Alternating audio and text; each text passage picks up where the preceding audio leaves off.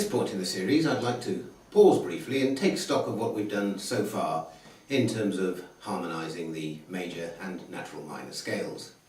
I've said already that we've now harmonised every note of the major scale and therefore also the natural minor scale, so let's begin by verifying this. We started with the major key 1-4-5 progression, which gave us our chords 1 major, 4 major and 5 major. In the key of C major this gave us the chords C, F and G. From there we went on to the 2-5-1 progression, which added our 2 minor chord, again in the key of C, D minor, and finally the 6-2-5-1 progression added our 6 minor chord in the key of C major again, A minor. So at this point we have chords 1, 2, 4, 5 and 6. That's 1 major, 2 minor, 4 major, 5 major, 6 minor, leaving chords 2 and 7 needed to complete the series. When we went on to look at the chord progressions in minor keys, we saw that the 5 chord in the minor key corresponds to the 3 chord in the relative major key, and that harmonising the scale for this note gives us a minor triad. So we now have a 3 minor chord in our major key. The 2 chord in the minor key, that's to say the 2 minor flat 5 chord, corresponds to the 7 chord in the relative major key. So we now have chords 3 and 7, giving us a complete harmonised major scale of 1 major, 2 minor, 3 minor, 4 major, 5 major, 6 minor, 7 minor flat 5, and back to 1 major. Now, since the natural minor scale contains all the same notes as the major scale, simply with a different starting point, these same chords will also harmonise the natural minor scale. This would give us the chords 1 minor, 2 minor flat 5, 3 major, 4 minor, 5 minor, 6 major, 7 major, and back to 1 minor. Remembering, of course, that in the example chord progressions we've been using, that 5 minor chord has been substituted with a 5 major chord for reasons that were explained in the earlier video. I'd now like to take a look in a little more detail at what's going on within the chords when we harmonise the scale.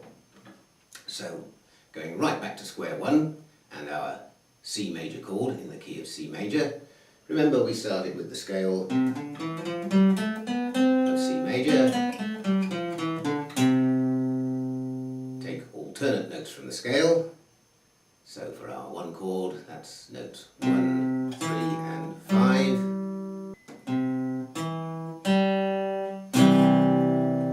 And this created our major triad, consisting of intervals from the root of a major third and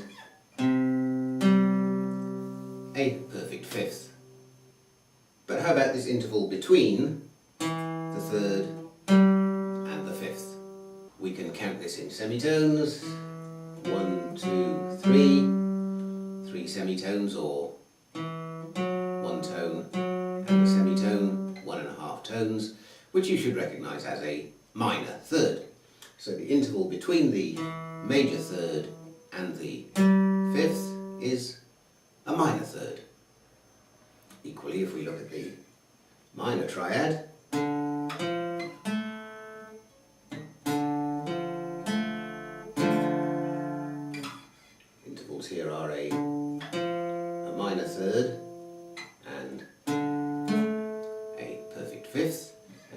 the minor third and the fifth, we have two whole tones or a major third.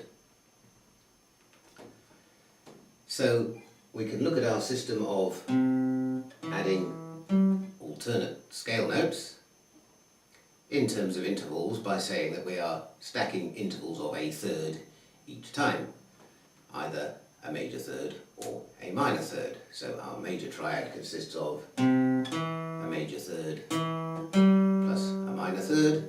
Our minor triad consists of a minor third plus a major third, and a major third plus a minor third is equal to one perfect fifth.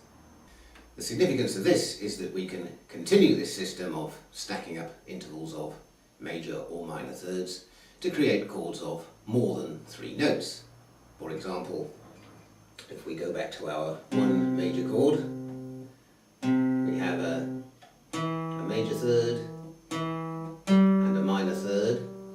If we add another major third, this brings us to note 7 of the major scale. So we now have notes 1, 3, 5, 7, all the odd numbered notes. And if we put these together,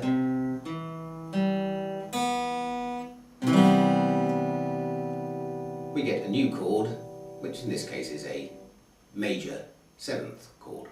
This same principle can be applied to all the notes of the scale to build a 4-note chord, or as it's called, a 7th chord on each of the notes of the scale. And furthermore, this system can be extended beyond the octave to create the more exotic chords of the 9th, 11th and 13th. So we can do a little calculation which will tell us that the 9th is in fact the 2nd plus 1 octave, the 11th is the 4th plus 1 octave, and the 13th is the 6th plus 1 octave. As we've reached the 13th chord, we have in fact used all the notes of the scale, and no further harmonisation is possible beyond this point using this system of adding intervals of a third.